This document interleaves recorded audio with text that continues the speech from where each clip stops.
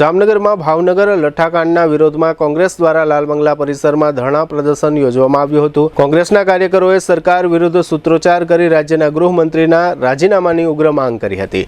પ્રદર્શન દરમિયાન જામનગરના પૂર્વ સાંસદ અને કોંગ્રેસના નેતા વિક્રમ માડમે સરકાર પર આકરા પ્રહારો કર્યા હતા। તેમણે જણાવ્યું કે ભાવનગર લઠ્ઠાકાંડમાં 9 લોકોના મોત થયા છે અને 45થી વધુ લોકો હજુ સારવાર હેઠળ છે। વિક્રમ માડમે દાવો કર્યો કે તેમની માહિતી પ્રમાણે આશરે 900 લોકોએ આ દારૂ લીધો હતો। તેમણે સરકાર પર ગંભીર સવાલો ઉઠાવતા કહ્યું કે લોકોના જીવ જઈ રહ્યા છે ત્યારે સરકાર જોઈ રહી છે।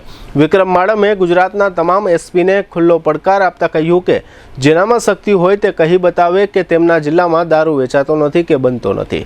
આ સાથે તેમણે રાજ્યમાં દારૂબંધીના અમલ અને પોલીસ વહીવટીતંત્રની કામગીરી સામે પણ સવાલો ઉઠાવ્યા હતા। ભાવનગર લઠ્ઠાકાંડને લઈને જામનગર કોંગ્રેસનું આ વિરોધ પ્રદર્શન હવે સરકાર સામેના રાજકીય આક્રમણનું વધુ એક મંચ બન્યું છે।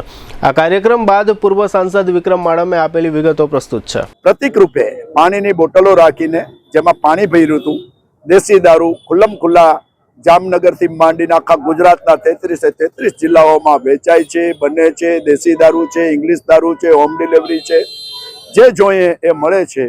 એ દેખાડવા માટેનો અમારો અમે અત્યારે કોઈ બી જનતા રેડ કરવામાં માનતા નથી। જેને જે કરવું હોય કરે, કારણ કે પોલીસની મીઠી નજર હેઠળ ચાલે છે। કોંગ્રેસના કાર્યકરો જનતા રેડ કરે એટલે કોકના ઘરમાં ઘૂસી ગયા અને લૂંટી લીધા અને ઊંધા કોંગ્રેસના કાર્યકરો ઉપર કેસ કરે છે। એટલે અમારે કોંગ્રેસને આ જનતા રેડ કરવાની જરૂર નથી। આ મારા વિચારો છે, મારી પાર્ટીના વિચારો કદાચ ઉપરથી કાંઈ અલગ હોય તો વાત અલગ છે।